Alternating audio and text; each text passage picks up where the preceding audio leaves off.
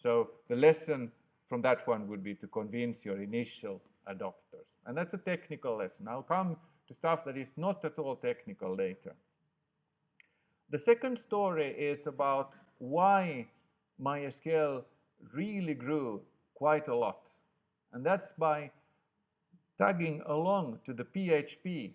PHP had their developer who incidentally is also from the Nordic countries. Well, he calls himself a Canadian Eskimo from Denmark. His native Danish speaker, so we usually speak Swedish Danish to him, but he was somehow born in Grönland, which makes him an Eskimo, and he now currently lives in Canada. And that's a guy that now everybody knows in the IT industry. But that was not a guy that the developers of MySQL knew at that point in time. They went to a conference, and that was one amongst many guys. And that guy had a request. I like to use your programming language. It's good for PHP. But what would really make it good is if you added a command to it. Because my users of PHP, they make screens where they can browse stuff. Like they show the 10 first products or the 10 first customers or 10 first whatnot. And then if you press a key, you browse and get the 10 next ones.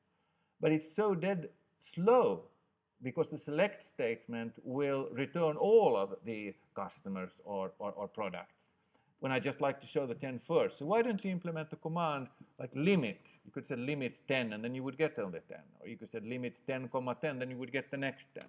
Wouldn't that make sense?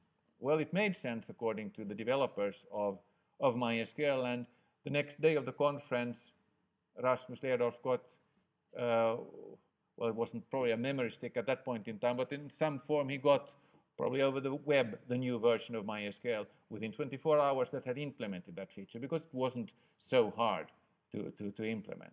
And that was the key, the single key to why MySQL became the default database of PHP. And PHP grew like wildfire. The command is very useful. Anybody who created applications around PHP at that point in time would use it. And nowadays that limit command is available in many other SQL languages as well.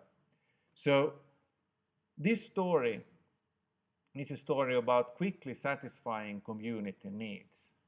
Don't over-design your application. Don't think about how in 3 years from now everybody will be satisfied with your product. Think about how that particular guy within 24 hours can be happy with what you're developing. There's no way that you could know whether that guy is or is not the next Rasmus Lerdorf. But by answering customer or user requests like that, you stand the chance of becoming part of creating a new wave. So